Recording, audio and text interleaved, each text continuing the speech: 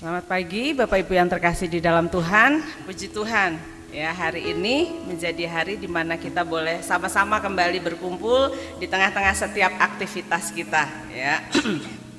Kita akan memulai ibadah Natal kita hari ini. Biarkan ini menjadi sukacita kita bersama. Saya mengundang semua untuk mengambil saat teduh sejenak di hadapan Tuhan. Kita mau kembali mengingat setiap kebaikan Tuhan dalam hidup kita. Kita mau mengingat kembali setiap kesempatan yang baik yang Tuhan kerjakan bagi hidup kita. Kita mau bersyukur untuk setiap penyertaan Tuhan. Kita mau bersyukur untuk setiap kebaikan Tuhan. Kita mau bersyukur untuk setiap kebersamaan yang Tuhan berikan bagi kita dengan keluarga, dengan rekan kerja, dengan teman-teman. Kita mau bersyukur untuk setiap orang-orang yang Tuhan tempatkan di dalam hidup kita. Kita mau bersyukur karena Tuhan tidak pernah lalai dalam hidup kita. Dan kita bersyukur karena Tuhan mengerjakan yang baik bagi hidup kita, memberikan damai sejahtera di dalam hidup kita. Damai sejahtera aku tinggalkan bagimu, damai sejahtera aku berikan kepadamu, dan apa yang kuberikan tidak seperti yang diberikan oleh dunia kepadamu. Janganlah gelisah dan gentar hatimu. Satu pujian mengatakan bahwa Engkau lebih dari segalanya Tuhan. Engkau lebih dari para penjaga. Engkau lebih dari apapun juga. Dan biarkan pujian ini menjadi satu keyakinan kita bahwa Engkau Tuhan lebih dari segalanya di dalam hidup kami.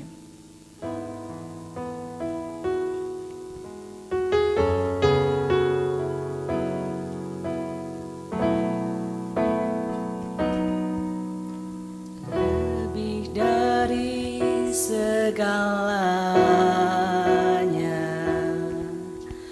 ku berharap padamu.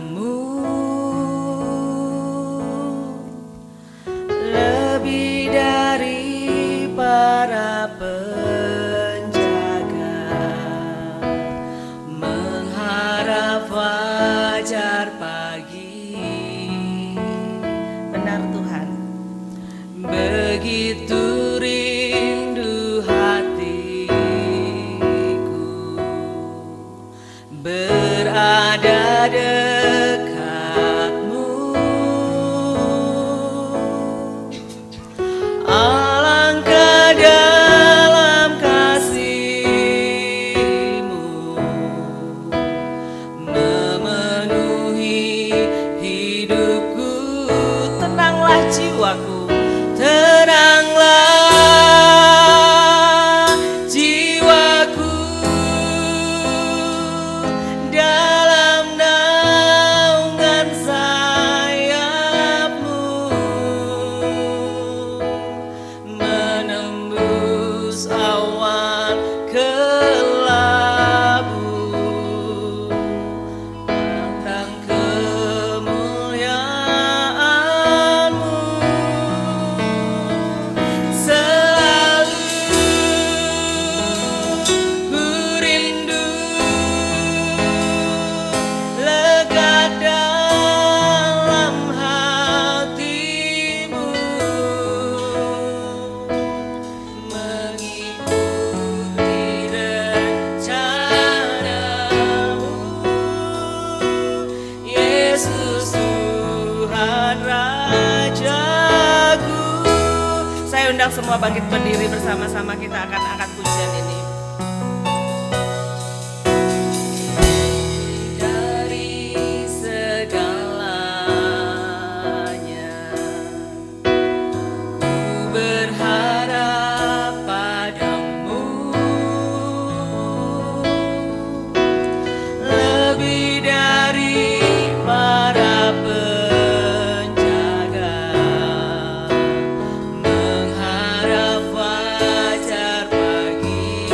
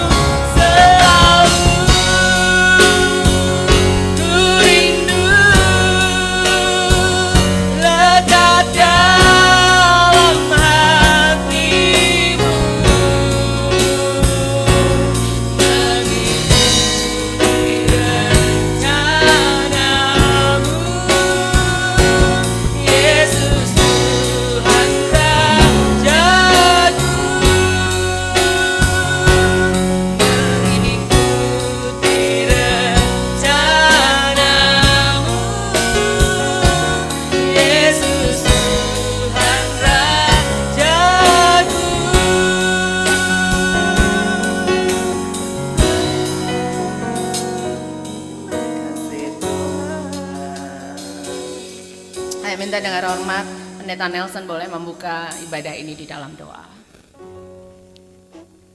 Terima kasih Tuhan.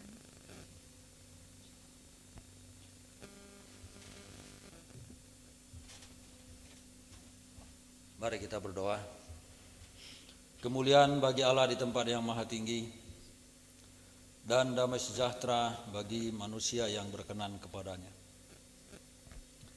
Hari ini Tuhan, kami kembali mengenang berita malaikat kepada gembala-gembala bahwa ada Sang Juru Selamat, Tuhan Yesus Kristus Sang Mesias, lahir di Bethlehem bagi manusia berdosa. Kami berterima kasih kepadamu karena anugerah yang terbesar dan yang mengubah sejarah dunia ini dan sejarah hidup kami. Dari manusia yang terbuang, yang lebih hina dari palungan di tempat Engkau berbaring, sekarang menjadi manusia yang mulia, yang dimerdekakan, yang dibebaskan oleh Sang Juru Selamat itu sendiri. Dan bahkan Kau sudah menempatkan kami sebagai anak-anak Tuhan yang akan mewarisi kerajaan kekal, di mana bersama dengan malaikat-malaikat dulu yang memberitakan berita kelahiran-Mu kepada gembala-gembala, kami akan bersama-sama bersorak-sorai menyembah Engkau di surga-Mu yang kekal, dan bahkan di tempat ini pada waktu kami kembali mengenang akan kehadiran-Mu. Terima kasih Tuhan untuk kebaikan-Mu, karena kami ini bukan siapa-siapa, tetapi Engkau angkat menjadi manusia-manusia yang kemudian mewarisi kerajaan kekal itu. Terpujilah nama-Mu, karena itu biarlah kiranya kami beribadah di dalam damai sejahtera, di dalam sukacita, di dalam rasa hormat dan rasa kagum kepada Pencipta kami yang rela melawat kami, agar kami dibebaskan dari belenggu dosa, agar kami disucikan, kami dikuduskan, agar kami bisa berdamai dengan Allah. Terima kasih untuk semua. Dan saudara-saudara yang dikasihi oleh Tuhan Yesus Kristus, biarlah kiranya ibadah kita ini jadi di dalam nama Bapa, Anaknya Tuhan Yesus Kristus Sang Mesias Juru Selamat kita, dan di dalam persekutuan Roh Kudus. Haleluya. Amin. Mari kita bersama-sama menaikkan doa Bapa kami. Bapa kami yang di surga, dikuduskanlah nama-Mu, datanglah kerajaan-Mu, jadilah kehendak-Mu di bumi seperti di surga. Berilah kami pada hari ini makanan kami yang secukupnya, dan ampunilah kami akan kesalahan kami, sama seperti kami juga mengampuni orang yang bersalah kepada kami. Dan janganlah membawa kami ke dalam pencobaan, tetapi lepaskanlah kami daripada yang jahat, karena Engkau-lah yang punya kerajaan dan kuasa dan kemuliaan sampai selama-lamanya. Amin. Ya, terima kasih. Masih tetap berdiri, masih kuat ya. Tentu hari ini saya ingin semua punya satu rasa yang sama. Bagaimana hari ini boleh membuat kita sama-sama bersuka cita di dalam Dia, gitu ya. Mungkin kita ibadah biasa, tapi biarkan hari ini menjadi hari yang luar biasa, ya. Nanti kita masing-masing, saya pengen ini, hari ini apa yang engkau syukuri, ya? Hari ini apa yang membuat engkau bisa berterima kasih Tuhan untuk hari ini? Nanti masing-masing kita akan menyebutkan, ya. Saya bersyukur untuk ini, saya bersyukur untuk ini, saya bersyukur untuk ini, gitu ya. MC-nya saya, jadi saya oke-oke saja ya. Kita minta sama-sama, gitu ya. Kita akan bersyukur untuk apa ya. Tapi sebelumnya kita akan angkat satu pujian di dalam Lukas pasal yang kedua ayat yang ke-11. Di situ dikatakan hari ini telah lahir bagimu juru selamat, yaitu Kristus Tuhan di kota Daud. Hari ini pada saat itu telah lahir seorang juru selamat. Satu pujian berkata, Dia lahir untuk kami, Dia mati untuk kami, dan Dia bangkit untuk kami. Kita akan angkat pujian ini bersama-sama.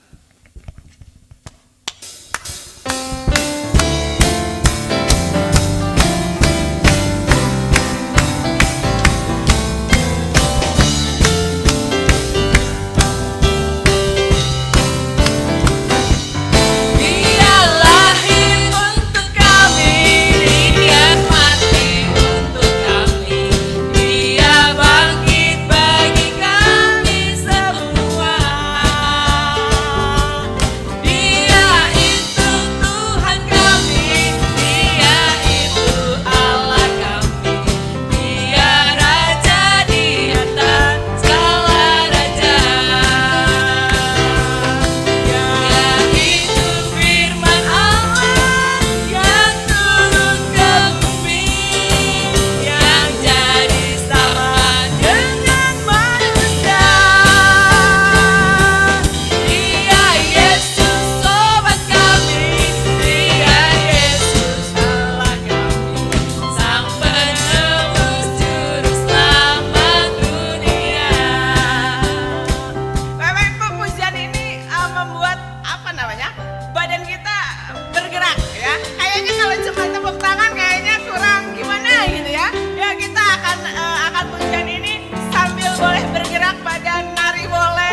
mau membebaskan bagaimana kita bersyukur melalui apa yang kita kerjakan hari ini.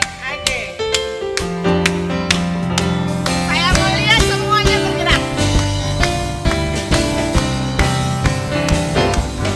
Dia lahir untuk kami, dia mati untuk kami, dia bangkit bagi kami semua.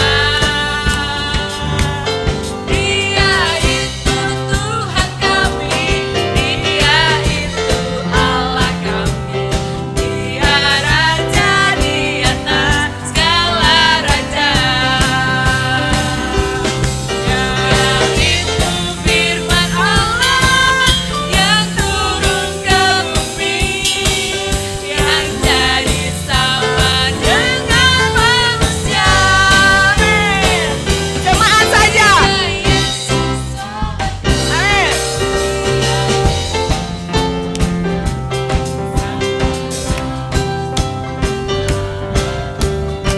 Nyanyi glory. Glory, glory bagi Sang Raja. Oh nyanyi glory, glory, glory bagi Sang Raja. Nyanyi glory, glory, glory bagi Sang Raja. Mari rayakan dan nyanyi. Nyanyi glory jemaat saja. Nyanyi glory. Amin.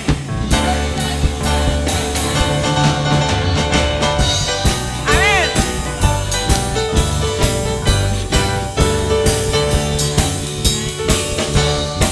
Belum kedengeran suaranya.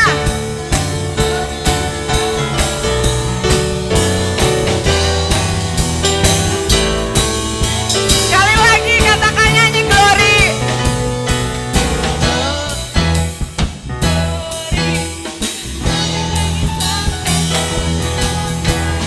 Glory, glory, glory bagi Sang Raja.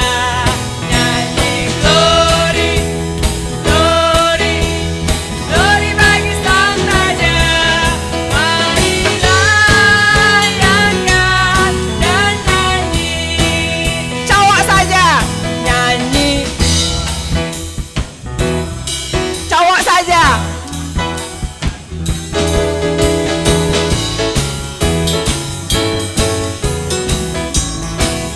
Yang wanita saja. Glory, glory bagi Sang Raja. Mari rayakan dan nyanyi. Kita akan bernyanyi bila kita menyembah-Nya. Kita akan merasa sukacita bila kita semua nyanyi glory, glory, glory bagi Sang Raja. Oh nyanyi glory, glory, glory bagi Sang Raja. Nyanyi glory, glory, glory bagi Sang Raja. Mari rayakan dan nyanyi. Mari rayakan dan nyanyi. Mari rayakan dan nyanyi. Amin. Ya, silakan duduk kembali. Ya. Saya mau ya seperti yang tadi saya katakan, masing-masing hari ini bersyukur untuk apa? Dimulai dari Natalia. Bersyukur bisa beribadah bersama. Amin, bersyukur bisa beribadah bersama. Saya bersyukur karena bisa ketemu sama anak-anak terkasih gitu ya, bisa liburan gitu. Jojo, bersyukur untuk apa Jo? Keren, bisa survive ya, dan akan terus survive. Silakan. Bersyukur keluarga masih lengkap. Oh puji Tuhan, iya saya udah nggak lengkap. Tapi sudah punya keluarga lagi yang lengkap ya. Oke, Sam. Bersyukur masih sehat, meskipun sang kekasih hati nggak hadir saat ini ya. Oke. Ya. Bersyukur bisa bangun pagi, jangan-jangan biasanya susah bangun pagi ya. Puji Tuhan. Bu.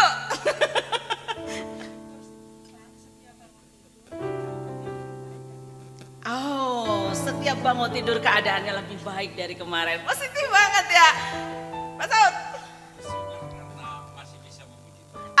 Masih bisa memuji Tuhan. Kalau suara pita suaranya nggak ada susah ya Pak. Puji Tuhan. Ibu.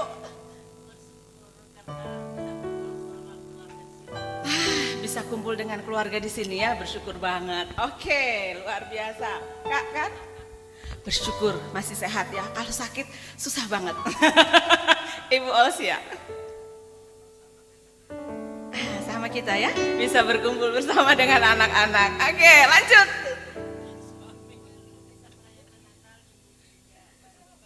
Bersyukur di tahun pertama ya di gereja baru di tempat ini. Oke, luar biasa. Adik, terima kasih buat Tuhan, sama Tuhan buat apa hari ini?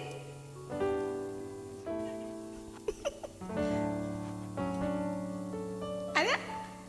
Kokonya sudah tutup mata. Oke, lanjut ke Mei. Oke, Pak J dulu. Mana nggak mau kalah, Pak Pur. Weh, betul sekali ya. Kebayang kalau nggak bisa nangis. Aduh, sedih tapi nggak bisa nangis ya. Luar biasa. Oke, Weh.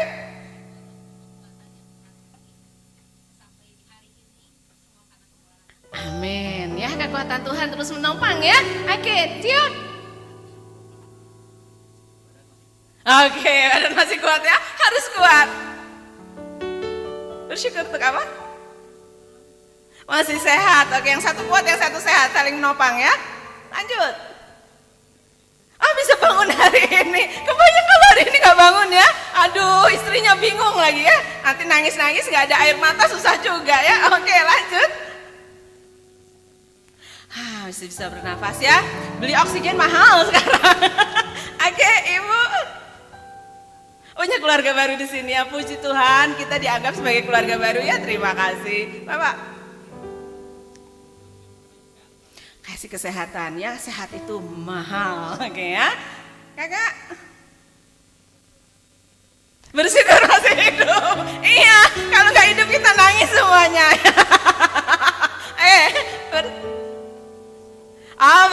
Bersyukur masih bisa kumpul di sini ya. Biasanya di lapangan dia. Ya, benar. Masih bisa ke gereja. Sebelum gereja ditutup masih bisa ke gereja lah kita ya. Oke, good, thank you. Masih diberkati Tuhan. Kebayang kalau berkatnya ditutup ya? Mamahnya sekarang. Oh. Ya, bukan hanya suaminya sembuh, Saryawan sendiri juga sembuh ya. Oke, hal sederhana kita bisa bersyukur. Terakhir panel ditutup. Oke, sama ya dengan Renner, bisa kembali ke gereja. Kemarin bilang cerita, aduh kayaknya bisa keluar dari rumah itu hal yang luar biasa gitu ya. Oke, selamat pagi ya. Bersyukur karena kebaikan-kebaikan Tuhan yang luar biasa. Kenapa saya pengen gitu ya, kita sama-sama, kadangkala kita itu menganggap bisa bangun pagi itu hal yang biasa. Kita bisa sehat itu ya biasa gitu ya. Kita masih hidup, waktu bangun hidup ya biasa gitu ya. Kita bisa nangis ya biasa gitu ya. Tapi ternyata hal-hal sederhana pun gitu ya, Saryawan disembuhkan pun itu menjadi bagian yang luar biasa. Buat Pak Melo yang baru datang, baru hadir, kita baru berbagi bersyukur untuk hari ini. Apa yang kita syukuri ya? Kayaknya nggak boleh dilewatkan nih. Nah, Pak Melo bersyukur untuk hari ini. Apa yang Bapak syukurin? Bersyukur untuk hal apa? Bisa sampai sini. Ya, coba kalau sampainya ke tempat Tuhan untuk apa? Bersyukur untuk apa? Kenapa bersyukur?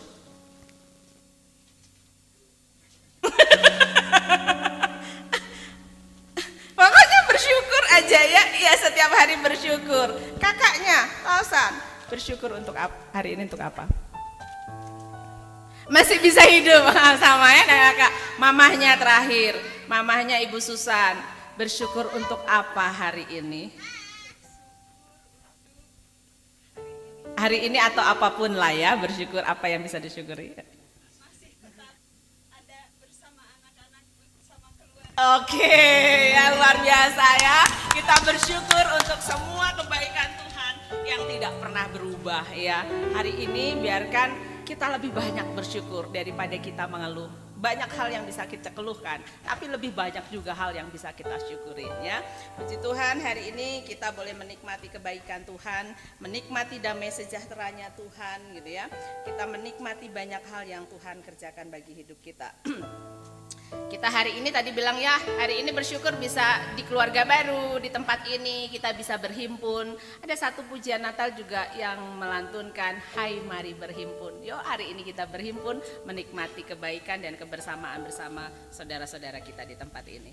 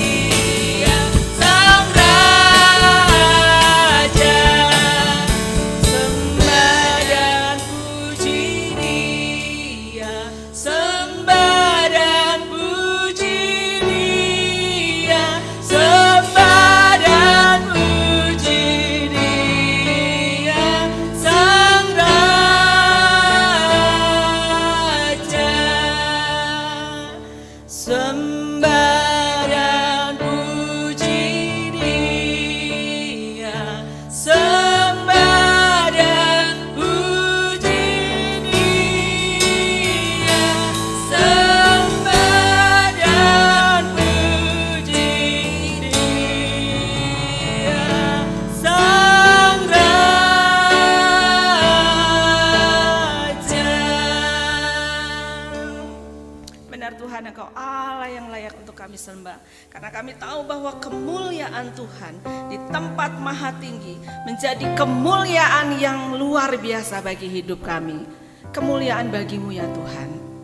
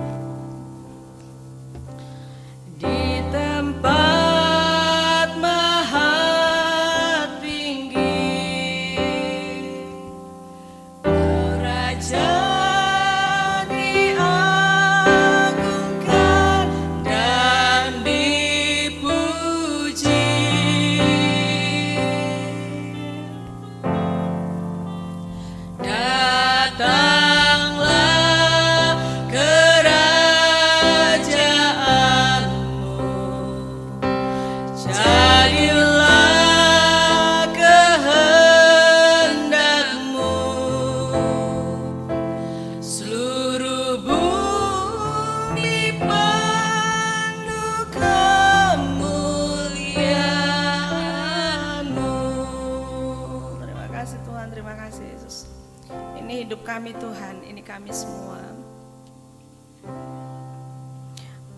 Bagi Tuhan di tempat maha tinggi,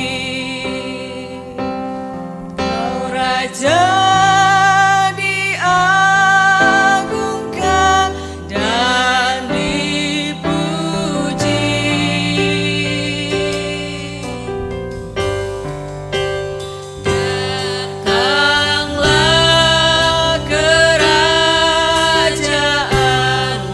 Hambanya yang mau menyampaikan kebenaran firman Tuhan. Kehendak-Mu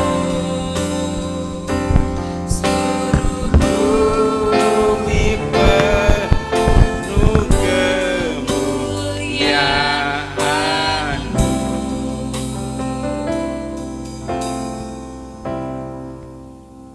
Bapa di surga, kami pada pagi hari ini bersuka cita karena kasih dan anugerah Tuhan kepada kami. Bahkan Tuhan berikan kesehatan, kekuatan kepada kami, sehingga kami boleh memuji dan memuliakan Tuhan. Kami juga boleh Tuhan memperingati hari kelahiran Tuhan Yesus ke dunia ini Tuhan. Kami itu syukuri semua.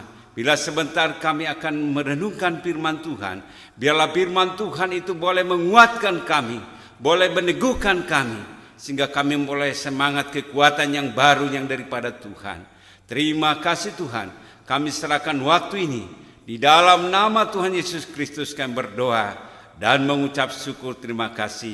Amin. Saya persilakan duduk ya.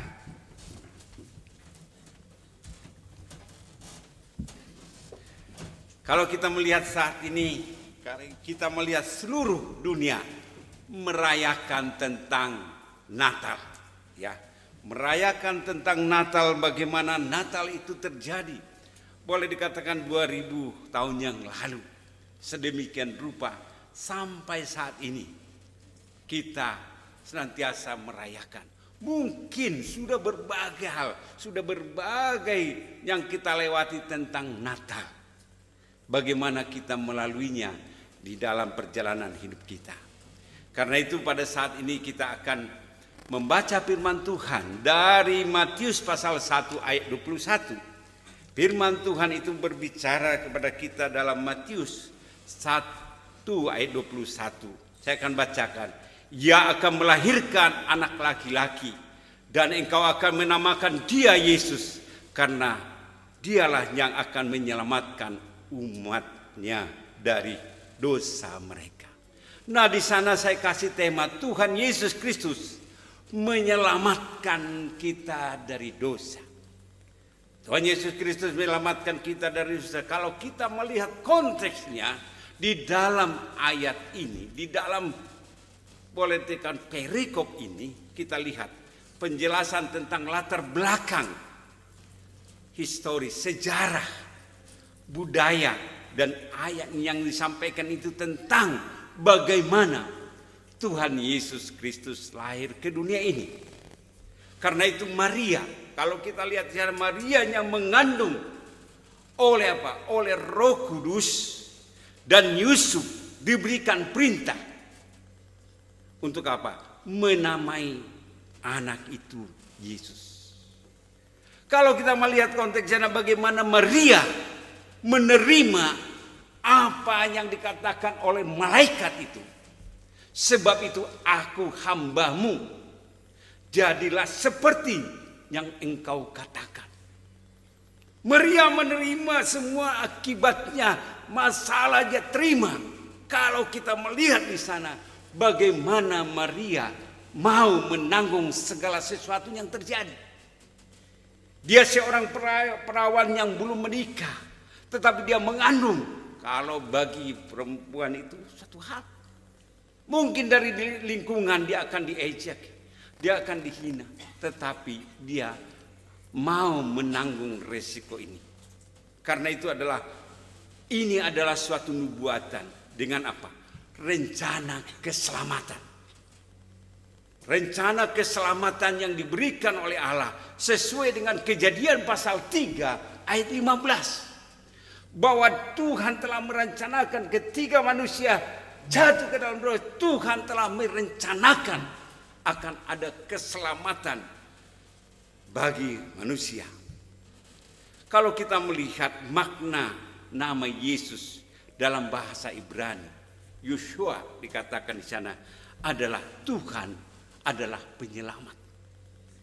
Itu yang dikatakan di sana. Karena itu nama itu menunjukkan Yesus sebagai apa? Penyelamat manusia. Bahwa Yesus itu sebagai penyelamat manusia. Karena itu ditekankan di sana bahwa nama Yesus adalah bagaimana adalah penyelamat manusia. Karena itu kalau kita melihat, kalau kita sebutkan nama Yesus, boleh dikatakan banyak orang takut. Ya, kalau saya selagi bicara dengan orang, kalau saya bicara tentang Allah, orang bisa menerima. Tetapi pada saat orang kita katakan tentang Yesus, ada satu hal boleh dikatakan, ada satu langsung orang tertutup. Karena Yesus, nama Yesus itu punya kuasa. Ya. Karena itu Yesus sang juru selamat. Itulah nubuatan yang dinubuatkan oleh Yesaya. Bagaimana Yesus adalah sang juru selamat yang telah dijanjikan oleh Allah. Dia datang. Dia akan menyelamatkan. Karena itu pengampunan adalah misi Kristus. Pengampunan itu adalah misi Kristus. Karena itu dikatakan kematian, penebusan dosa itu karena kematian Yesus. Kelahirannya, kematiannya, kebangkitannya, itulah membuktikan bahwa Yesus adalah Tuhan. Kalau kita melihat apa itu sebenarnya dosa, dari mana sumber dari dosa itu, ya kan? Kita tahu tentang dosa, tetapi dari mana sumber dosa itu? Kalau saya tanya, dari mana sumber dosa itu? Apakah dosa itu dari Allah? Dari mana sebenarnya sumber dosa itu? Apakah Tuhan yang menciptakan dosa? Dari mana sumber dosa? Kan kita tahu tentang dosa, tetapi apakah kita tahu dari mana sumber dosa itu? Ya, dari mana? Coba sebenarnya dari mana sumber dosa itu? Ada yang tahu? Dari mana sumber dosa itu? Ya. Itu yang saya renungkan. Dari mana? Oh, dari kita sendiri. Ya, coba kita baca dalam Yesaya pasalnya 14. Yesaya pasal 14 dan juga 12 sampai 14 ini saya akan bacakan. Wah, engkau sudah jatuh dari langit, Hai bintang timur putra fajar, engkau sudah dipecahkan dan jatuh ke bumi. Hai yang mengalahkan bangsa-bangsa, engkau yang tadinya berkata dalam hatimu, aku hendak naik ke langit, aku hendak mendirikan takhta, mengatasi bintang-bintang Allah, dan aku hendak duduk di atas bukit pertemuan jauh di seberang utara. Aku hendak naik mengatasi tingginya awan, hendak menyamai yang maha tinggi. Ini ada suatu penafsiran, banyak orang penafsiran ini. Apakah ini penafsiran tentang Raja Babel? Tapi ada yang menafsirkan bahwa ini adalah boleh dikatakan oleh Lucifer. Lucifer yang dijatuhkan dari atas ke bumi. Yang dijatuhkan dari atas ke bumi karena Lucifer itu adalah dosa kesombongan. Kalau kita melihat bahwa ini dosa kesombongan itu, kenapa dikatakan? Ada 3 hal dikatakan. Aku hendak naik ke langit. Ini perkataan Lucifer. Aku hendak naik ke langit. Aku hendak mendirikan takhtaku mengatasi bintang-bintang Allah. Ini pernyataan yang dikatakan oleh.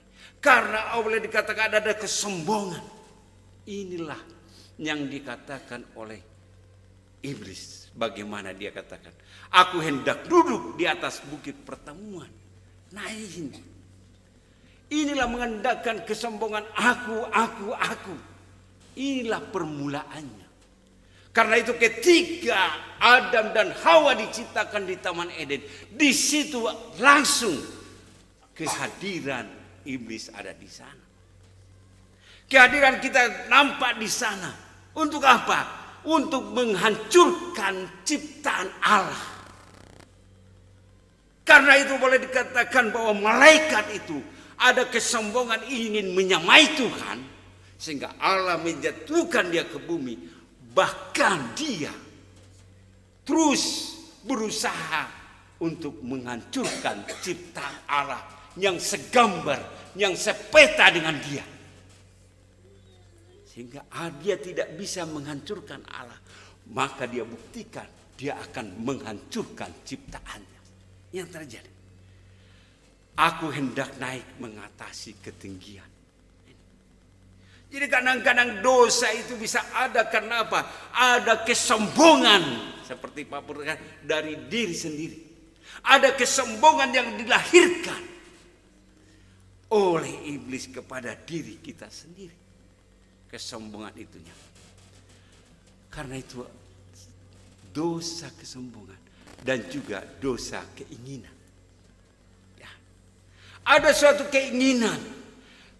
Boleh dikatakan Lucifer ini ingin seperti Allah, ingin menyaingi Allah. Ya kan? Ingin menyaingi Allah sehingga dia membentuk. Nanti kita lihat bagaimana iblis juga membentuk. Karena itu dikatakan kalau kita melihat ada keinginan. Di dalam Kejadian pasal 3 ayat 6 kita katakan di sana. Ini adalah suatu contoh keinginan. Kejadian pasal 3 ayat 6. Perempuan itu melihat. Perempuan itu melihat bahwa pohon itu baik untuk dimakan dan sedap kelihatannya. Lagi pula pohon itu menarik hati. Karena apa? Memberikan pengertian. Lalu ia mengambil dari buahnya dan memakannya. Dan diberikannya juga kepada suaminya. Kalau kita lihat sana. Yang bersama-sama dengan dia. Dan suaminya pun memakannya. Karena itu kata melihat di sana. Kalau kita lihat. Kita melihat bahwa pertama. Buah pohon. Kita melihat ada di sana buah pohon sumbernya. Yang kedua adalah untuk apa? Buah pohon untuk apa? Untuk dimakan. Ada suatu keinginan di sana. Dia melihat. Pada saat kita melihat ada keinginan. Keinginan. Ya. Baru dikatakan sedap kelihatannya. Dan juga menarik hati, memberi pengertian. Nah, dosa itu timbul karena apa? Karena keinginan. Karena melihat ada timbul keinginan. Apakah kita sebagai manusia harus keinginan kita dimatikan? Enggak juga. Tapi ini kalau kita melihat bagaimana keinginan itu bisa membuat kita jatuh ke dalam dosa. Keinginan kalau kita tidak tahu. Setelah ada keinginan, ada tindakan. Ya. Keinginan itu boleh dikatakan melahirkan tindakan. Karena apa tindakannya? Bahwa buah pohon itu ada memberi pengertian, ya kan? Pengertiannya apa? Tentang makanan. Ya. Pertama yang dibuat oleh iblis itu apa? Bagaimana manusia itu jatuh ke dalam apa? Kebutuhan. Karena itu digambarkan di dalam Kejadian keluar. Pada saat bangsa Israel keluar dari tanah Mesir, yang dipersoalkan hanya apa? Makanan, minuman. Itu yang dipersoalkan. Nah, itulah boleh dikatakan kita lihat keinginan itu. Kita sering tidak bisa menahan diri. Diberikannya. Setelah dikatakan dimakan, diberikannya. Artinya di sana bagaimana dosa itu berakar. Ya. Contoh, kalau kita lihat dalam keinginan ini. Di dalam pasal 6, ya, ayat 1 dan 3. Kejadian pasal 6 ayat 1 dan 3. Ketika manusia itu mulai bertambah banyak. Kalau di dalam Kejadian pasalnya yang ketiga, manusia itu boleh dikatakan hanya berdua. Manusia itu tinggal di taman ini berdua. Sehingga iblis tadi mengambil kesempatan, mengambil wujud menjadi ular. Karena manusia belum banyak. Ya kan? Masih belum banyak. Karena itulah iblis memanfaatkan ular. Ya. Tetapi di dalam Kejadian pasal 6 dikatakan ketika manusia itu bertambah banyak jumlahnya di muka bumi dan bagi mereka lahirlah anak-anak perempuan. Ya. Maka anak-anak Allah melihat. Ya. Anak-anak Allah itu melihat. Berarti anak Allah di sana. Bahwa anak-anak perempuan manusia itu cantik-cantik. Itu godaan. Ya, ada keinginan kan? Dia melihat bahwa membandingkan anak-anak Allah itu melihat anak-anak manusia itu cantik-cantik. Ada satu hal kan? Ada menarik kan? Lalu mereka mengambil istri di antara perempuan-perempuan itu siapa saja yang disukai mereka. Nah di sini. Oh terjebak anak-anak Allah dan anak-anak manusia. Mereka melihat ada pergaulan yang bebas. Anak-anak Allah ini bergaul dengan pergaulan yang bebas. Sehingga mereka suka-sukanya. Ada lagu suka-sukamu Tuhan gitu ya. Ini. Tapi manusia juga ada suka-sukamu. Sehingga mereka mengambil istri-istri anak-anak manusia itu menjadi istrinya, suka-sukanya. Disitulah kalau kita melihat. Ayat 3 dikatakan, firman Tuhan. Firman Tuhan, rohku tidak akan selamanya tinggal di dalam manusia. Ya, karena manusia itu adalah daging. Tetapi umurnya akan 120 tahun lamanya. Diubah.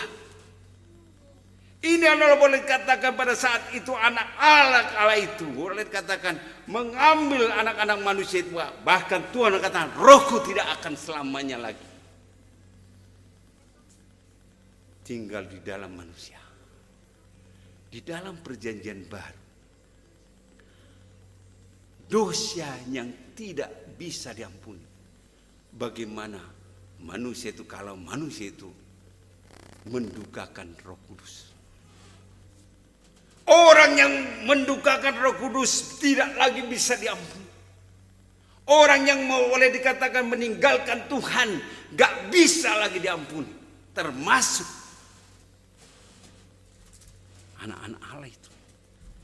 Sehingga dikatakan Rohku tidak selamanya lagi tinggal dalam manusia itu. Keinginan daging itu karena manusia jadi keinginan daging tumbuh. Karena itu di dalam Efesus, di dalam Galatia pasal 5 ayat 19 dikatakan perbuatan daging telah nyata. Nah, sehingga karena manusia itu menjadi manusia daging, sehingga sifatnya berubah menjadi apa? Perbuatan daging itu apa? Pertama itu percabulan. Nah, ini. Karena Roh Allah meninggalkan dia, maka dikatakan ada pikiran cabul di dalam dirinya. Ada percabulan kalau kita baca di dalam Galatia pasal 5 ayatnya yang boleh dikatakan ayat 19, perbuatan daging telanjang adalah percabulan. Karena itu kalau kita melihat saat ini nyata banyak orang boleh melakukan percabulan. Percabulan di dalam apa? Di dalam pikiran. Ini adalah perbuatan daging, keinginan daging. Percabulan, kecemaran. Ini adalah bagian-bagian dosa. Kecemaran hawa nafsu. Ya kan? Hawa nafsu itu malah. Karena itu banyak saat ini. Hawa nafsu nggak bisa dikendalikan. Penyembahan berhala, ya, sihir, perseteruan, perselisihan, iri hati, kepentingan diri sendiri, pencerahan roh pemecah di sana dikatakan, kedengkian, kemabukan, pesta pora dikatakan, dan sebagainya. Inilah dikatakan terhadap semuanya itu kuperingatkan kamu seperti yang telah kubuat dahulu, bahwa barang siapa melakukan hal-hal yang demikian, ia tidak akan mendapat bagian dalam kerajaan Allah.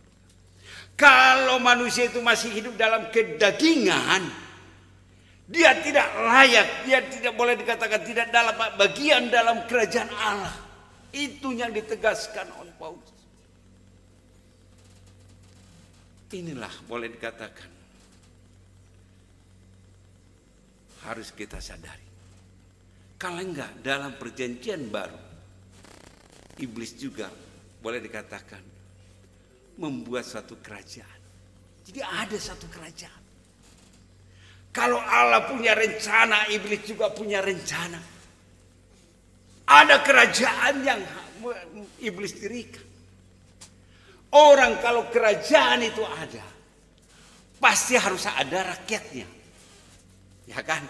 Harus ada rakyatnya. Karena itu kalau kita baca di dalam Efesus pasal 5, Efesus pasal 5 ayat 12 dikatakan di sana, karena perjuangan kita bukan melawan darah dan daging. Ya, perjuangan kita bukan melawan darah dan daging, tetapi melawan apa? Pemerintah-pemerintah. Artinya bahwa iblis itu punya pemerintahan. Punya pemerintahan, boleh dikatakan punya juga melawan penguasa-penguasa, melawan penghulu-penghulu, dan juga penghulu-penghulu dunia ini, dan juga melawan roh jahat. Ada tingkatannya. Kerajaan inilah yang ingin menjangkau orang-orang yang percaya ini. Ya. Jadi karena itu dikatakan iblis itu berusaha. Iblis itu tidak tinggal diam. Dia ingin mencari masyarakatnya. Ya. Allah ingin mencari masyarakatnya. Iblis juga ingin supaya mencari pengikut-pengikutnya. Karena itu iblis nggak pernah diam. Kalau Anda baca dalam 1 Petrus pasal 5 ayat 8, bahwa iblis itu berjalan berkeliling Untuk apa? Mencari orang yang dapat ditelannya. Artinya iblis itu enggak pernah istirahat. Dia ingin apa? Mencari orang-orang yang dapat ditelannya. Karena itu banyak orang-orang percaya akhirnya jatuh ke dalam dosa. Karena apa? Iblis berperan juga untuk apa? Menambah penduduknya. Ya kan? Kalau manusia itu kan lahir kan, tambah penduduk. Iblis juga ingin. Karena iblis nggak mau,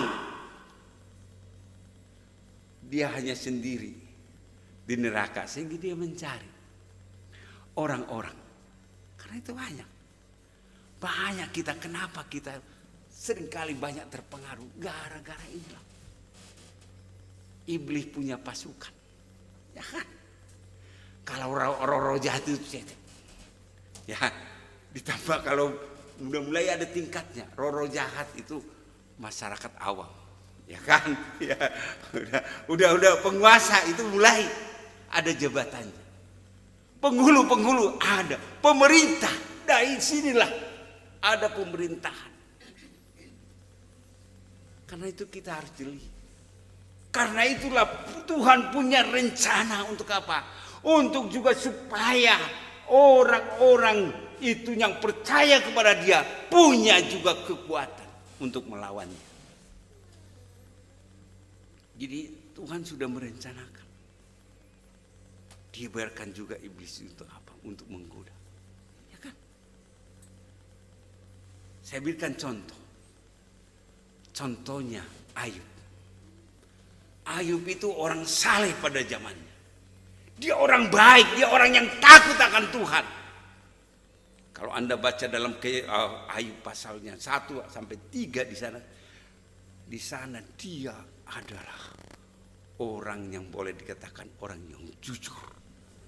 Dia sering memberikan persembahan untuk Tuhan, membuat mezbah untuk Tuhan. Kalau anak-anaknya berpesta, dia mengadakan penyucian dosa kepada anak-anaknya. Ketika itu terjadi, apa yang dikatakan? Ketika iblis berjalan-jalan ke surga, ya, iblis berjalan-jalan ke surga. Bayangin aja, Tuhan masih mengizinkan iblis berjalan-jalan ke surga. Ditanya, hai iblis, katanya, bagaimana hambaku Ayub? Dia bangga. Bagaimana hambaku Ayub?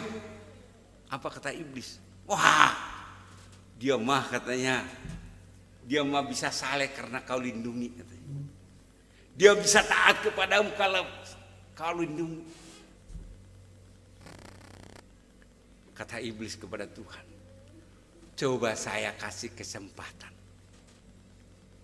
Apakah pasti dia menyangkalmu? Katanya. Apa kata Tuhan? Boleh, katanya. Tapi dengan syarat, jangan ambil nyawanya. Ya. Jangan ambil nyawanya. Apa yang terjadi yang dihadapi oleh iblis, oleh Ayub?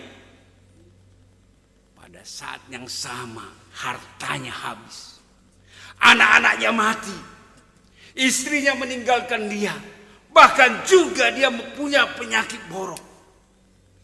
Bahkan teman-temannya juga mengatakan dia orang berdosa. Diteror sedemikian rupa. Ini adalah bagaimana iblis bekerja. Kadang-kadang itulah kadang-kadang iman kita. Pada saat kita mulai taat kepada Tuhan, kita mulai taat kepada Tuhan, iblis tidak akan tinggal diam. Untuk apa? Supaya kita kecewa kepada Tuhan. Ini seringkali. Saya sudah rajin ke gereja, saya sudah rajin begini, saya sudah berikan waktu saya, tetapi kenapa Tuhan? Saya masih menderita Tuhan. Kadang-kadang gitu.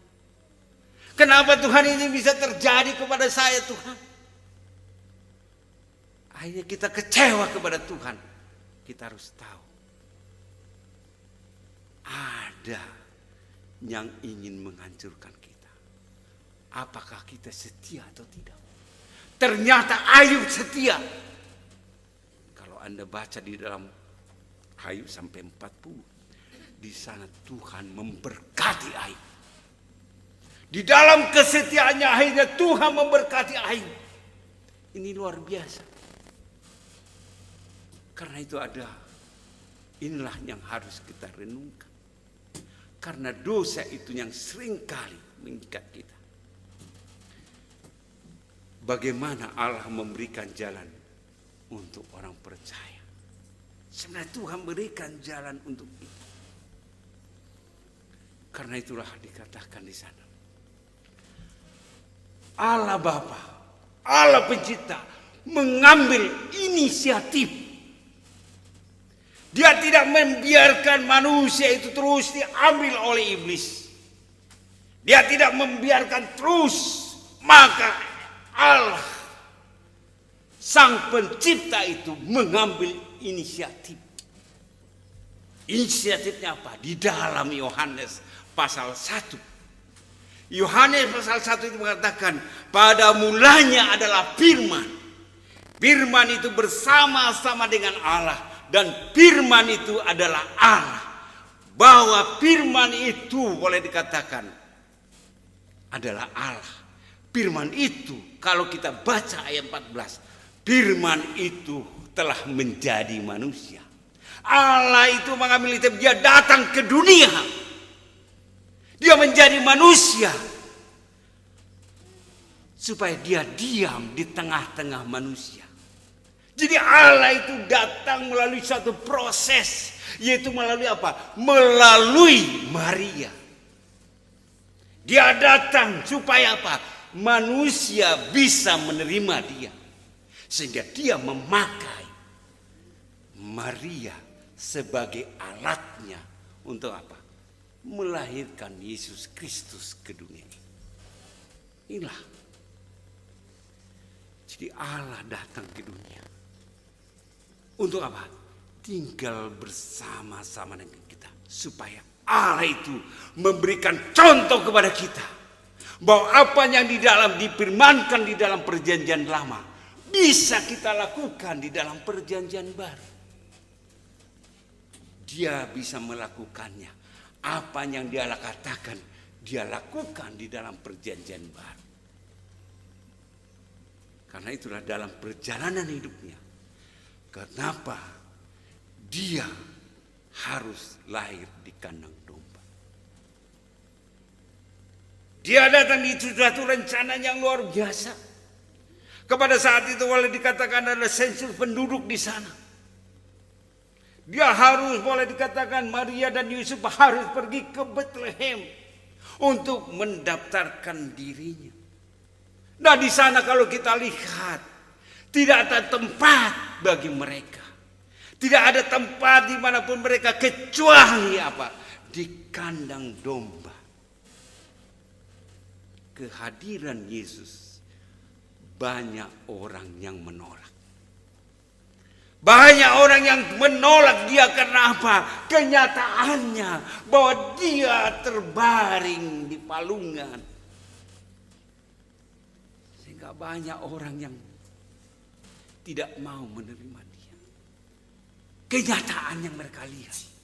Yang datang itu apa? Gembala-gembala. Pejabat-pejabat gak ada yang datang. Gembala-gembala. Yang datang orang Majus untuk melihat Yesus. Yang jauh di sana. Kelahiran Yesus tidak ada yang memperdulikannya. Kecuali pada saat malaikat menyuruh supaya gembala-gembala datang. Karena itu dosa. Itu di sanalah mulai bagaimana Tuhan Yesus misinya datang ke dunia. Dia tunjukkan di kandang domba. Biasanya orang gak mau datang ke kandang domba kecuali pemiliknya untuk membersihkannya. Kadang seperti itu terjadi. Ya, kandang domba bau. Saya pikirkan bagaimana kandang domba. Dia lahir di palungan. Palungan itu adalah boleh dikatakan sejenis batu yang dibolong. Di situ ditempatkan dia. Dia menjalani apa? Dia menjalani kehidupan ini. dari pertama sehingga apa? Di dalam penderitaan.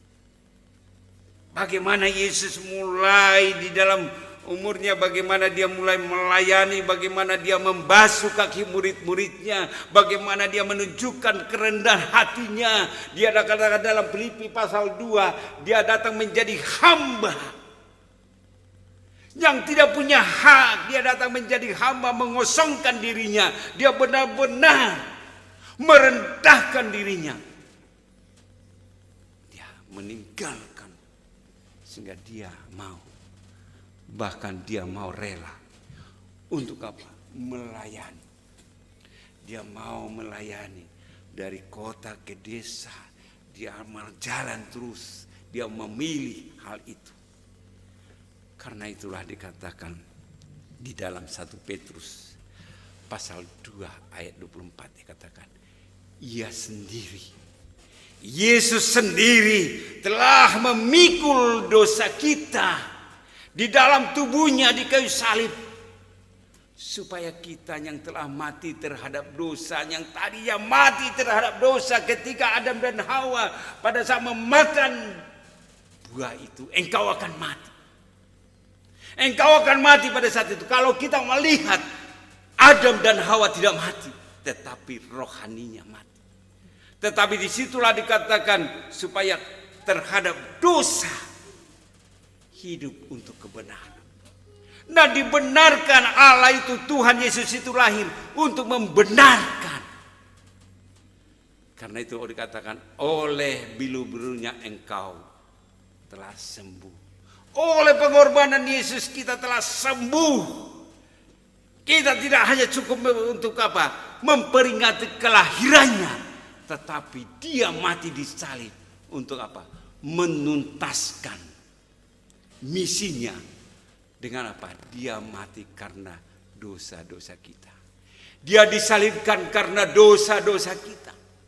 Yang banyak itu dosa kita ditanggung oleh Yesus Kristus.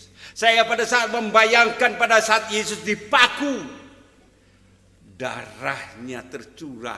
Pada saat dia diberikan mahkota duri, ada darah keluar dari kakinya dipaku. Dan juga dia ini yang dia rasakan. Dia rasakan di sedemikian rupa bagaimana pengorbanannya. Itulah yang perlu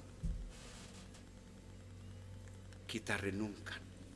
Karena itu Tuhan Yesus memberi jalan. Dalam Yohanes pasal 14 ayat 6 dikatakan, kata Yesus kepada mereka. Kepada siapa? Kepada murid-muridnya. Aku adalah jalan dan kebenaran dan hidup, dikatakan. Tidak ada seorang pun yang datang kepada Bapa kalau tidak melalui aku. Artinya Allah, Tuhan Yesus mengatakan dia adalah jalan. Tidak ada jalan lain. Hanya dia jalan. Jalan menuju apa? Menuju surga. Kalau yang lain, agama lain tidak ada mengatakan akulah jalan. Hanya Yesus mengatakan akulah jalan kebenaran dan hidup. Karena apa? Di dunia ini tidak ada lagi, kalau kita lihat, kebenaran. Tidak ada lagi jalan yang benar. Semua. Hanya Yesus mengatakan akulah jalan kebenaran dan hidup. Tidak ada yang lain. Itulah misinya dia lahir ke dunia ini. Karena itu bagaimana respon kita? Kalau dulu roh Allah telah meninggalkan manusia, roh Allah telah diambil oleh Tuhan. Tidak lagi tinggal di dalam diri manusia. Sehingga manusia itu manusia daging. Tetapi di dalam perjanjian baru, Tuhan mengajak kembali. Dia katakan dalam Wahyu 3 ayat 20 dikatakan, lihat. Kata lihat di sana, perhatikan. Teliti dikatakan. Lihat, aku berdiri di muka pintu. Yesus senantiasa berdiri di muka pintu. Yesus senantiasa ada di pintu hati kita. Dan mengetok hati. Mengetok hati manusia. Mengetok hati manusia. Perhatikan, jikalau ada orang Jikalau ada orang dikatakan yang mendengar suaraku. Di tengah-tengah kebisingan saat ini, banyak orang tidak mendengar suara Tuhan. Tapi lihat, aku mengetuk pintu. Jikalau ada orang yang mendengar suaraku, karena itu kita mulai peka mendengar suara Tuhan.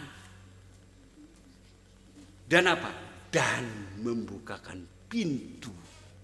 Kata membukakan pintu, ada respon dari kita. Ada suatu usaha dari kita untuk membukakan pintu. Kalau kita tidak ada usaha untuk membukakan pintu, ketika ada orang tukang jualan goreng mengetuk pintu, tok tok tok, biasanya Bu Ros langsung buka pintu, ya, langsung ambil makanannya diletakkan. Ada reaksi. Tuhan itu seperti itu. Dia membukakan pintu. Dia mengetuk dan membukakan pintu. Dikatakan pintu. Baru dikatakan, aku akan masuk. Ya, artinya Yesus itu tidak sembarangan masuk ke hati manusia. Karena begitu besar kasih Allah akan dunia ini, sehingga Dia telah mengaruniakan anak yang tunggal kepada kita, supaya setiap orang yang percaya, setiap orang yang percaya, orang yang ada juga orang yang tidak percaya. Apakah orang yang tidak percaya itu ada roh Allah di dalam dirinya? Tidak. Ada dua tadi kerajaan kan? Ada kerajaan Allah, ada kerajaan iblis. Jadi bagaimana caranya? Kita harus membukakan pintu, mengundang dia masuk, mendapatkannya. Dia akan masuk mendapatkannya. Dan perhatikan, aku makan bersama-sama dengan dia. Ada persekutuan di sana. Pada saat kita makan bersama-sama ada persekutuan. Persekutuan artinya kita menjadi kelompok Allah. Karena itulah pada saat Yesus sebelum disalib, dia mengadakan perjamuan dengan murid-muridnya. Mereka bersama-sama di sana. Yesus datang. Demikian juga kita. Pada saat kita membukakan hati kita, membukakan pintu hati kita, mengundang dia masuk, di sana ada persekutuan dengan Tuhan. Ada hubungan kita dengan Tuhan. Ada kita bisa bicara dengan Tuhan, kita bisa ngobrol dengan Tuhan, dan ia bersama-sama dengan aku. Inilah bahwa Yesus akan bersama-sama dengan kita. Kalau tidak, ya seringkali banyak orang enggak memahami ini. Bersama ada persekutuan. Karena itulah dikatakan pada saat di dalam Galatia pasal 4 ayat 6. Karena kamu adalah anak, maka Allah mengutus roh anaknya tinggal di dalam hatimu, yang menyebut ya Abah, ya Bapa. Artinya ada persekutuan karena kita menjadi anak Allah. Kita mengatakan Bapa kami yang di surga. Ada hubungan. Agama lain mana? Siapa yang menyebut nama Tuhan itu, nama Allah itu Bapa? Hanya orang yang telah menerima dia. Ada roh Allah di dalam hatinya. Dan dia mengatakan ya Bapa. Karena itu kita berdoa, Bapa kami yang di surga. Ya kan? Kalau orang Jakarta, Bapa Ogut yang di surga. Ya kan? Ya. Ini ada hubungan. Jadi kita harus menjaga hubungan itu. Bagaimana kita menjaga hubungan itu dengan Tuhan? Menjaga hubungan. Karena itu dikatakan, Yesus datang untuk apa? Menebus dosa-dosa kita. Saya sudah percaya, katakan, sudah ada Allah, saya sudah mengundang Yesus ke dalam hatiku. Tapi kenapa saya berdosa? Ini suatu hal. Kenapa saya masih berbuat dosa? Wah, ini kan Apakah setelah kita percaya nggak berbuat dosa lagi? Ya kan? Tetapi Tuhan memberi jawaban. Jawabannya apa? Di dalam Yohanes pasal 1 ayat 9. Ya. Jika kita mengaku, ada pengakuan di sana. Jika kita mengaku dosa kita, ada pada saat kita melakukan dosa, kita mengaku kepada Tuhan, maka Ia adalah setia dan adil, sehingga Ia akan mengampuni segala dosa kita dan menyucikan kita dari segala kejahatan. Artinya kita harus bahwa ada suatu pertobatan di dalam hidup kita. Maka Roh Kudus itu boleh dikatakan akan berbicara, engkau berbuat dosa, engkau harus minta ampun. Itu biasanya. Ya, karena itu pada saat saya salah ngomong, aduh ampuni saya Tuhan, saya sudah menyakiti. Ini terus. Pengampunan itu diberikan oleh Tuhan terus. Pengampunan itu diberikan oleh Tuhan. Dan juga di sana dikatakan, karena itulah Yesus lahir ke dunia ini. Untuk apa? Mengampuni dosa kita. Jadi pada saat kita masih berdosa, di hari Natal ini kita katakan, Tuhan, saya masih melakukan dosa, ampuni saya Tuhan. Jika Anda belum pernah mengundang Yesus, Tuhan, pada Natal ini saya mau melahirkan Yesus masuk ke dalam hati saya sehingga mengubah hidup saya. Dia mau kita mengundang Dia masuk ke dalam hati kita. Yesus mau. Kalau kita belum pernah mengatakan, Yesus mau mengundang. Sehingga kita pada saat merayakan Natal ini, kita merayakan dengan sukacita karena Yesus lahir di dalam hati kita. Ya. Yesus mau bersama-sama dengan Dia di surga. Yesus mau kita bersama-sama dengan Dia di surga. Ya kan? Enak kan? Yesus mau bersama-sama kita di surga. Supaya kita, hidup kita tadi, yang 70-80 tahun ini, kita bersama-sama dengan Tuhan Yesus di surga. Itulah boleh dikatakan makna Natal yang saya renungkan. Supaya kita sungguh-sungguh, kita berdoa masing-masing di tempat ini. Kita mau berhadapan dengan Tuhan pada saat ini. Kalau Tuhan Yesus berbicara kepada engkau pada saat ini, mungkin selama ini engkau belum pernah menghadirkan Yesus Kristus di dalam hatimu. Mungkin engkau belum pernah mengundang Yesus ke dalam hatimu. Pada saat ini Tuhan Yesus lahir untuk kita. Untuk menebus dosa-dosa kita. Mungkin Anda, kita semua masih terjerat ke dalam dosa-dosa.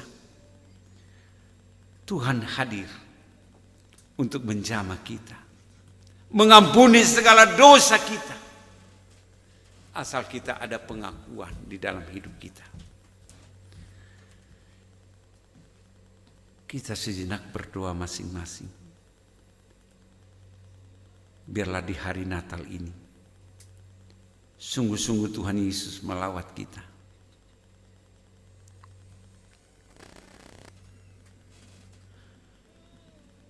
Bapa di surga, Bapa yang kami sembah di dalam nama Yesus Kristus. Kami bersyukur pada saat ini. Pada saat perayaan Natal ini Tuhan, kami telah memperingatinya. Kami tahu firman Tuhan pada saat ini. Sehingga kami boleh melahirkan Yesus Kristus di dalam hati kami. Sehingga firman Tuhan itu mengubah hidup kami. Sehingga sungguh-sungguh Tuhan, hubungan kami dengan Tuhan berjalan dengan baik. Berkati kami pada pagi hari ini Tuhan. Kami serahkan semuanya. Di dalam nama Tuhan Yesus Kristus kami berdoa. Amin. Saya persilakan. Ya.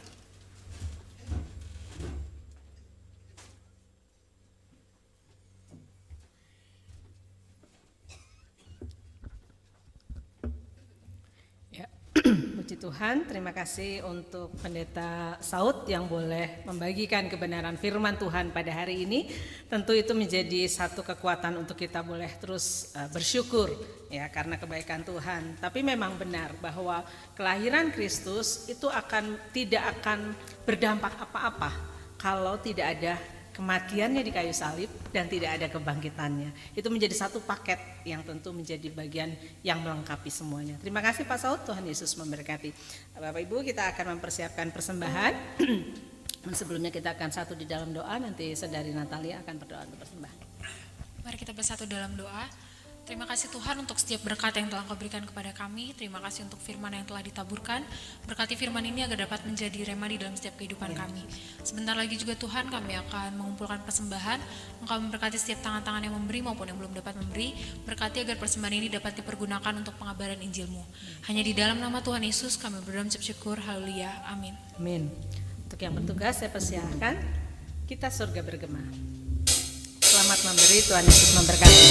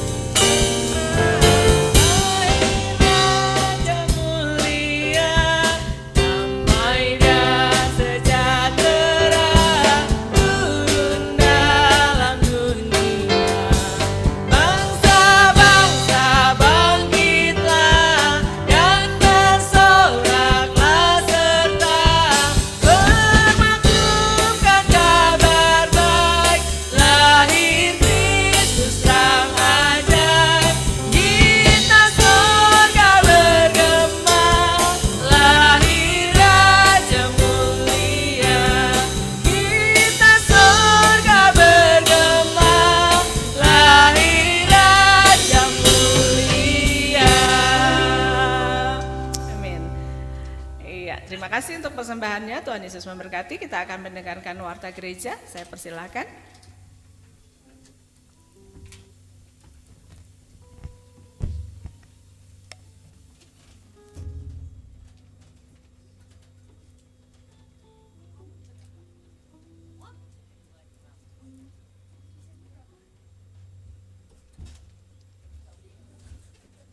Ya, salam, selamat Natal semua.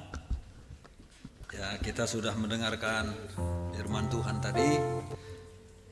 Ya, kelahiran Tuhan Yesus Kristus supaya kita bisa beroleh keselamatan di dalam Dia. Terima kasih Pak Saud untuk firman-Nya.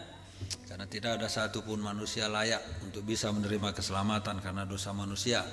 Dan Tuhan Yesus membereskan itu semua bagi kita. Terpuji nama Tuhan. Terima kasih Pak Ade. Semua yang melayani. Terima kasih.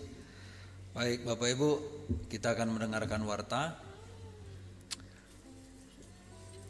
Kita bisa melihat ini persembahan kita pada Minggu 22 Desember 2024. Ya, total semua 355.000. Jadi terima kasih untuk jemaat yang sudah memberikan persembahan. Biarlah kiranya nama Tuhan dimuliakan. Lanjut, yang berulang tahun. Ya, ada Benaya, itu ada di belakang. Baru datang hari ini. Tanggal 2 Desember, ya, selamat ulang tahun. Ada Ibu Risma, selamat ulang tahun Bu, tanggal 12 Desember ya. Tuhan terus memberkati. Tanggal 15 ada Pak Weli, selamat ulang tahun juga. Waktu itu ada kuenya tuh. Tanggal 17 Natalia, selamat ulang tahun Natalia ya. Tuhan memberkati semua, ini sudah lewat. Ya, kita teruskan. Nih, tanggal 14 ulang tahun pernikahan Pak Pur sama Ibu. Selamat ulang tahun Bu, Pak. Tanggal ulang tahun pernikahan ya. Ke-28 ya. 28. Ya, Tuhan terus menolong dalam perjalanan waktu yang cukup panjang. Ya, ini warta jemaat, pengkhotbahnya belum ini, nanti akan dikoordinasikan ya dengan yang berkhotbah. Yang jelas saya akan ada di Kuningan. Ya, jadi Bapak Ibu perhatikan semua yang bertugas minggu depan, hari Minggu ya, supaya Bapak Ibu semua bisa mempersiapkan diri. Lanjut. Ya, kita masih bisa terus mendengar khotbah dari Pak Yopi di Radio CP 135 FM ya, setiap Senin pada pukul 7 pagi. Lanjut. Topik doa kita nih, bangsa dan negara. Ya, Bandung Raya, keamanan, cuaca yang ekstrim karena banyak bencana karena keadaan sekarang. Gereja ini ya pelayanan para hamba Tuhan, dan saya akan ke Kuningan rencananya hari ini, habis nanti kita selesai acara di sini. Ya, kita doakan juga, kita doakan Lala ya, nanti sedang mengandung supaya nanti lahir normal gitu ya, itu harapan kita, dan apapun yang diperlukan untuk itu supaya Tuhan tolong. Ada lagi Bapak Ibu? Tidak ada? Baik, kalau begitu kita berdoa. Bapa di surga, kami bersyukur kepadamu karena untuk kali ini kami kembali bisa beribadah untuk mengenang kelahiran Tuhan Yesus, Juru Selamat kami. Terima kasih untuk kebaikan-Mu bagi kami, untuk kepedulian-Mu yang melampaui dari segala apa yang bisa kami bayangkan, karena Tuhan yang Maha Kuasa itu, yang berdaulat, yang bertahta di dalam kerajaan surga, rela menjelma menjadi manusia melalui Bunda Maria. Terima kasih untuk semuanya itu, karena melalui peristiwa ini kami bisa melihat betapa berharganya diri kami di hadapan Tuhan. Walaupun mungkin manusia merendahkan kami, walaupun mungkin kami juga tidak puas dengan diri kami, tetapi pada kenyataannya bahwa Tuhan sangat mengasihi kami, menyambut kami apa adanya, sehingga Engkaulah yang memfasilitasi semua apa yang diperlukan untuk keselamatan kami sendiri. Terima kasih untuk hal itu, terima kasih untuk hamba-Mu yang sudah menyampaikan firman-Mu. Berkati terus pelayanannya, berkati rumah tangganya, berkati juga semua saudara-saudara kami yang lain sudah mengambil bagian di dalam pelayanan hari ini, dan juga berkatilah apa yang kemudian di-upload ke YouTube melalui kerja keras dari Pak Pur. Berkati Tuhan, kami berharap supaya ibadah-ibadah kami bisa menjangkau semakin banyak orang yang tidak hadir di dalam gereja ini maupun yang tidak hadir di dalam online. Tuhan, kami berdoa kepadamu untuk bangsa dan negara kami ini, kiranya Tuhan menolong, karena ada kabar bahwa tahun 2025 akan lebih berat lagi dari tahun 2024. Banyak perusahaan yang tutup, banyak pabrik yang tutup, sehingga pengangguran semakin bertambah, sementara lapangan pekerjaan belum tersedia untuk itu. Mengingat juga bahwa akan ada rencana kenaikan PPN, sehingga ini juga akan tentu berdampak bagi masyarakat, khususnya masyarakat menengah ke bawah. Apalagi saat ini sudah banyak penduduk yang mengambil tabungan mereka untuk kebutuhan hidup, sebagai gejala bahwa keadaan ekonomi kami belum menjadi membaik. Karena itu kami berdoa kepadamu Bapak, supaya ada solusi yang tepat bagi pemerintah untuk menangani masalah ekonomi ini, dan kami berharap juga supaya tidak terjadi lagi penyimpangan-penyimpangan, ya, korupsi, berbentuk korupsi, sehingga hak-hak yang harusnya bisa sampai kepada masyarakat, namun hal itu kemudian tidak bisa tercapai karena ada penyimpangan-penyimpangan ini. Karena itu tolonglah supaya pemimpin-pemimpin kami lebih lagi peduli kepada masyarakat, lebih memberikan diri mereka untuk melayani masyarakat daripada untuk kepentingan pribadi maupun golongan, entah itu berupa partai atau kelompok-kelompok lain. Dan bahkan perusahaan-perusahaan tambang-tambang banyak dikuasai oleh orang-orang tertentu saja, dan hasilnya tidak merata kepada seluruh masyarakat Indonesia ini. Karena itu Tuhan tolonglah supaya benar-benar para pemimpin kami semakin peduli kepada masyarakat, semakin peduli kepada bangsa ini. Kami juga berdoa Engkau menolong kiranya Tuhan di dalam masalah-masalah bencana, karena cuaca yang ekstrim sehingga terjadi di beberapa daerah ada banjir yang besar, ada longsor, ada masalah-masalah angin puting beliung yang merusak rumah-rumah, merusak hasil pertanian. Karena itu kami berdoa kepadamu supaya Engkau memberikan kesabaran kepada masyarakat Indonesia ini, tapi juga kiranya memberikan solusi bagi saudara-saudara kami yang sedang mengalami kesulitan ini. Biarlah kiranya ada orang-orang yang bermurah hati, menderma, mengulurkan tangan mereka untuk berbagi kasih dan tanpa mengharapkan imbalan apapun. Kami mohon supaya semakin banyak orang yang tulus untuk bisa berbagi, bukan hanya pada momen mendekati pemilu. Tolonglah ya Bapa, kami serahkan semua ke dalam tangan-Mu. Kami juga berdoa kepadamu supaya Engkau kiranya menolong pemerintah untuk mengantisipasi akan bencana-bencana ke depan, sehingga mereka mempersiapkan dana, mempersiapkan tim SAR dengan segala peralatan yang dibutuhkan, sehingga betul-betul tanggap bencana itu bisa berlangsung dengan baik dan sungguh bisa meringankan beban-beban yang terdampak dari bencana-bencana yang ada. Kami juga berdoa kepadamu Bapa di surga supaya gereja-gereja Tuhan lebih proaktif untuk mengambil bagian di dalam menyalurkan bantuan bagi korban-korban bencana, dan juga Tuhan supaya gerejamu berani bersuara untuk menyatakan kebenaran di tengah-tengah bangsa kami ini. Kami juga doakan karena ternyata masih begitu banyak ibadah-ibadah yang dilarang di tengah-tengah bangsa ini.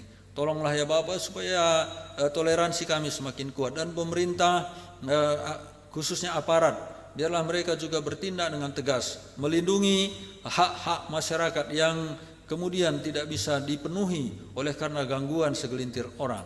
Kami berdoa juga agar Engkau yang menolong Injil-Mu terus diberitakan di bangsa ini.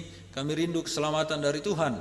Di tengah-tengah keputusasaan semakin banyak bisa diberitakan, disampaikan, sehingga orang-orang yang bermasalah bisa bertemu dengan Juru Selamat, dan hal itu akan mengangkat jiwa mereka, memberikan damai sukacita walaupun mereka masih mengalami persoalan hidup. Kami juga doakan untuk hamba-Mu ini yang akan berangkat ke Kuningan siang ini. Tuhan juga memberkati, Tuhan melindungi supaya kembali nanti di rumah dengan selamat juga. Berdoa supaya Engkau menolong, menuntun, memimpin kepada orang-orang yang tepat, jauhkan dari segala bara bahaya, dari kecelakaan, dari bencana, dari apapun yang buruk. Dan juga kami berdoa kepadamu Bapa, berkati saudara-saudara kami yang berulang tahun. Biarlah Engkau juga terus yang menolong saudara-saudara kami yang berulang tahun. Biarlah mereka bersukacita dalam pertambahan usia, mereka semakin bijak, semakin kuat di dalam Tuhan. Baik juga yang berulang tahun pernikahan, kami bersyukur karena Tuhanlah yang sudah menolong mereka semua. Terima kasih Bapa, kami serahkan semua ke dalam tangan-Mu. Kami juga berdoa kepadamu agar pemimpin-pemimpin daerah yang sudah terpilih, mereka bisa menjalankan roda pemerintahan dengan sebaik mungkin. Mereka bertanggung jawab atas janji-janji kampanye mereka, sehingga betul-betul mereka mewujudkan itu semua. Dan tolong supaya masyarakat pun kiranya mendukung setiap program yang positif, sehingga bangsa ini bisa keluar dari segala krisis yang ada. Masalah-masalah narkoba, masalah-masalah korupsi, prostitusi, dan masalah-masalah dosa lain yang masih ada di bangsa ini, supaya semuanya boleh terkikis, termasuk kesenjangan sosial dan juga Tuhan masalah-masalah perbedaan-perbedaan, supaya semua bisa kami rajut menjadi satu sebagai satu kesatuan bangsa.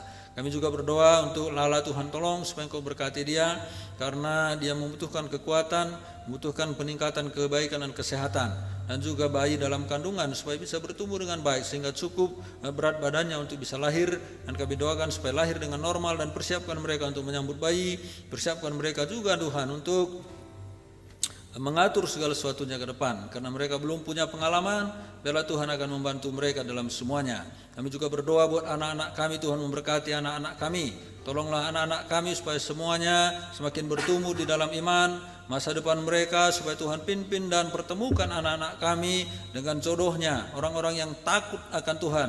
Biarlah mereka memiliki komitmen hanya mau menikah dengan saudara seiman yang takut akan Tuhan, supaya anak-anak kami membangun keluarga mereka dalam keluarga Allah, keluarga yang mengabdi kepada Tuhan kami di dalam Yesus Kristus. Terima kasih Bapa, pimpin mereka dalam pendidikan mereka, arahkan semua dalam pelayanan mereka, karena kami rindu anak-anak kami, apapun profesi mereka, mereka menjadi hamba-hamba Tuhan, menjadi wakil Allah dimanapun Kau tempatkan mereka, sehingga anak-anak kami membawa dampak kebenaran kepada masyarakat di mana mereka bergaul, di mana mereka kelak bekerja, di mana mereka bertempat tinggal, atau kemana saja mereka pergi, supaya mereka menjadi alat-alat Kristus yang dipakai oleh Engkau sendiri.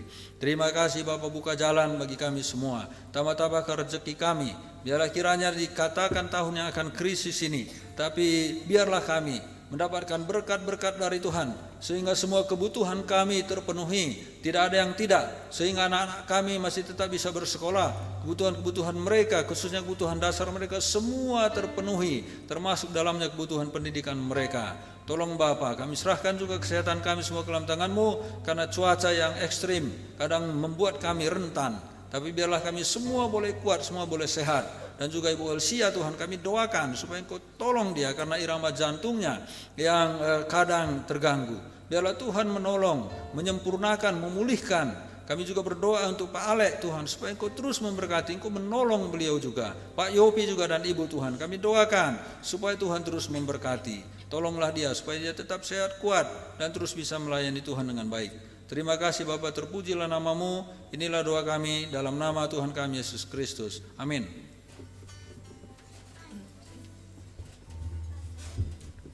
Mari kita bangkit berdiri, kita mengatakan pengakuan iman rasuli. Aku percaya kepada Allah, Bapa yang Maha Kuasa, Khalik langit dan bumi, dan kepada Yesus Kristus anak yang tunggal Tuhan kita, yang dikandung daripada Roh Kudus, lahir dari anak darah Maria, yang menderita sengsara di bawah pemerintahan Pontius Pilatus, disalibkan, mati dan dikuburkan, turun ke dalam kerajaan maut, pada hari yang ketiga bangkit pula dari antara orang mati, naik ke surga, duduk sebelah kanan Allah, Bapa yang Maha Kuasa, dan akan datang dari sana untuk menghakimi orang yang hidup dan yang mati.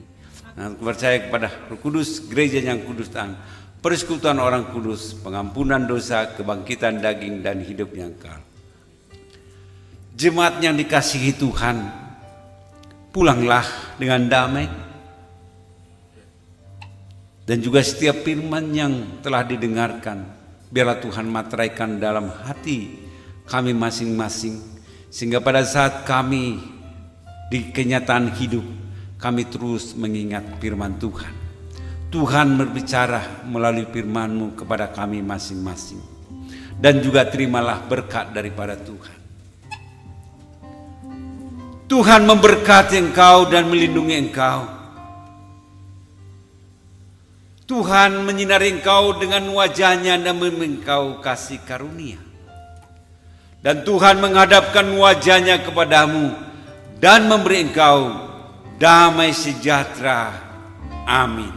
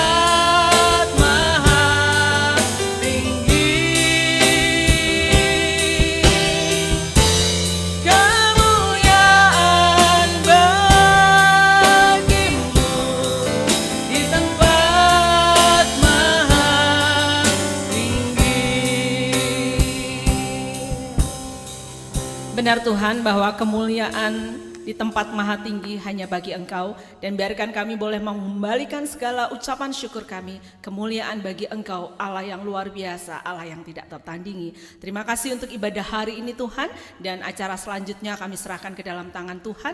Kiranya Tuhan yang mengambil alih dan beracara. Di dalam nama-Mu kami berdoa, kami bersyukur. Amin. Silakan duduk kembali Bapak Ibu yang mengasihi Tuhan. Hari ini acaranya masih belum selesai ya. Nah, kayaknya kalau apa namanya, ya, saya pengen ini.